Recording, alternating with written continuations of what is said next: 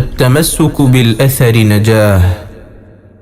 المركز الأثري സംഘടിപ്പിക്കുന്ന തഫ്സീർ മുയസ്സർ ഖുർആൻ വിജ്ഞാന പരീക്ഷ. കേരളത്തിനകത്തും പുറത്തും എക്സാം സെന്ററുകൾ പ്രായഭേദമന്യേ സ്ത്രീകൾക്കും പുരുഷന്മാർക്കും പങ്കെടുക്കാം. അസ്സലാമു അലൈക്കും വറഹ്മത്തുള്ളാഹി വബറകാതുഹു. ബിസ്മില്ലാഹിർ റഹ്മാനിർ റഹീം. അൽഹംദുലില്ലാഹി റബ്ബിൽ ആലമീൻ. അസ്സലാത്തു വസ്സലാമു അലാ റസൂലിഹിൽ അമീൻ വഅലാ ആലിഹി വസ്വഹ്ബിഹി അജ്മഈൻ. അമ്മാ ബഅദു.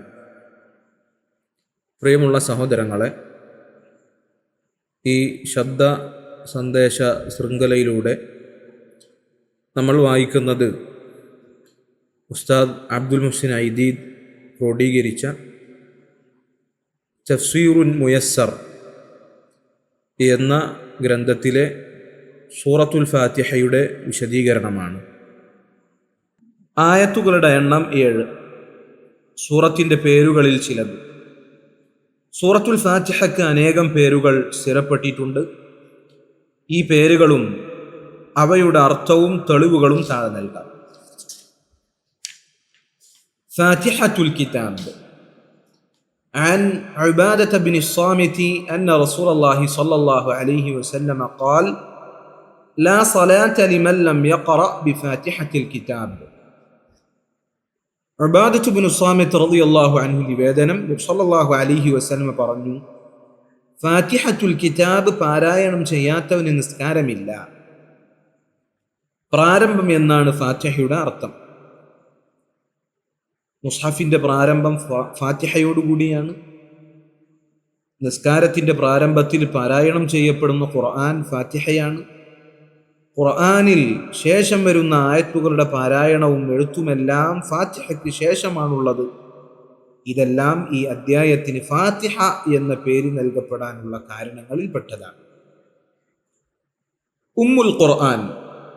عن أبي هريرة رضي الله عنه قال: قال رسول الله صلى الله عليه وسلم: أم القرآن هي السبع المثاني والقرآن العظيم. അബൂ ഹുറൈറ റളിയല്ലാഹു അൻഹു നിവേദനം, നബി സല്ലല്ലാഹു അലൈഹി വസല്ലം പറഞ്ഞു, ഉമ്മുൽ ഖുർആൻ അഥവാ ഫാത്തിഹ അതു തന്നെയാണ് 7 സമാന വചനങ്ങളും മഹത്തരമായ വിശുദ്ധ ഖുർആൻ. കാര്യങ്ങളെയെല്ലാം ഒരുമിപ്പിക്കുന്നതും മറ്റുള്ളവയുടെ മുൻപ് വന്നെത്തുന്നതുമായവയെ അറബികൾ ഉമ്മ് എന്ന് വിശേഷിപ്പിക്കാറുണ്ട്. ഫാത്തിഹ ഖുർആനിലെ മറ്റെല്ലാ അധ്യായങ്ങൾക്കും മുമ്പ് നൽകപ്പെട്ടതാണ് എന്നതിൽ നിന്ന് ഉമ്മുൽ ഖുർആൻ എന്ന പേരിൻ്റെ സാംഗത്യം മനസ്സിലാക്കാം.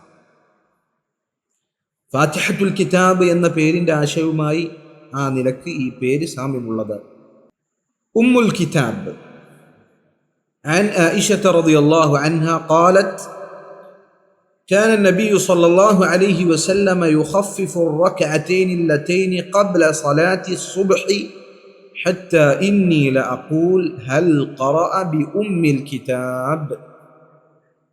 عائشة رضي الله عنها നിവേദനം, സുബ്ഹി നിസ്കാരത്തിന് മുൻപുള്ള സുന്നത്തായ 2 റക്അത്തുകൾ നബി സല്ലല്ലാഹു അലൈഹി വസല്ലമ വളരെ ലഘുവാക്കാറുണ്ടായിരുന്നു. അവിടുത്തെ നിസ്കാരത്തിൻ്റെ ദൈർഘ്യക്കുറവ് കാരണത്താൽ അവിടുന്ന് ഉമ്മുൽ കിതാബ് പാരായണം ചെയ്തുവോ എന്ന് ഞാൻ പറഞ്ഞു പോവുക വരെ ചെയ്യാറുണ്ട്. ഉമ്മുൽ ഖുർആൻ എന്ന പേരിനോട് ഏറെ സാദൃശ്യമുണ്ട് ഉമ്മുൽ കിതാബ് എന്ന പേരിന്. മുസ്ഹഫുകളിൽ ആദ്യമായി രേഖപ്പെടുത്തപ്പെട്ട സൂറത്താണ് ഫാത്തിഹ എന്നതിനാലും നിസ്കാരത്തിൻ്റെ ആരംഭത്തിൽ ഈ അദ്ധ്യായം പാരായണം ചെയ്യുന്നു എന്നതുമാണ് ഈ പേരിൻ്റെ കാരണമെന്ന് ഇമാം ബുഖാരി വിശദീകരിച്ചിട്ടുണ്ട്. അസ്സബഉൽ മസാനി. സൂറത്തുൽ ഫാത്തിഹ ഖുർആനിലെ ഏറ്റവും മഹത്തരമായ അധ്യായമാണെന്ന് അറിയിക്കുന്ന അബൂ സഈദ് അൽ മുഅല്ലായുടെ ഹദീസിൽ ഈ പദം വന്നിട്ടുണ്ട്. സൂറത്തുൻ നഹ്ലിലെ 87-ാം വചനത്തിൽ ഈ പേര് പരാമർശിക്കപ്പെട്ടത് ആരംഭത്തിൽ നാം നൽകിയതും ഇവിടെ ചേർത്ത് വായിക്കാവുന്നതാണ്.